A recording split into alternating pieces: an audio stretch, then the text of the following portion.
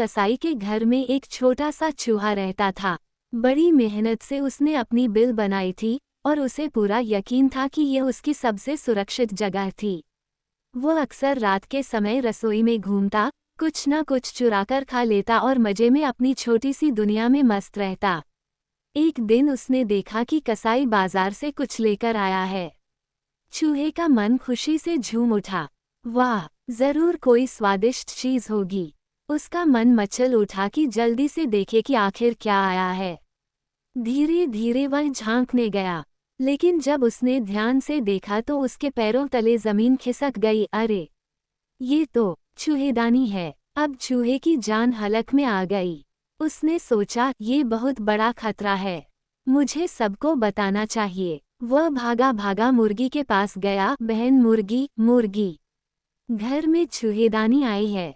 मुर्गी ने लापरवाही से जवाब दिया, तो मुझे क्या करना है? ये तुम्हारी परेशानी है, मेरी नहीं।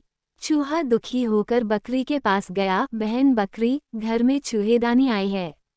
बकरी हंसते हुए बोली, अरे भाई, ये तुम्हारी समस्या है, मेरी नहीं।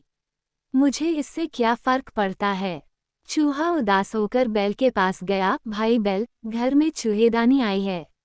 बैल ने भी कंधे उचकाकर कहा, मुझे क्या फर्क पड़ता है, मुझे तो कोई खतरा नहीं है। चूहा मायूस हो गया, कोई उसकी मदद करने को तैयार नहीं था।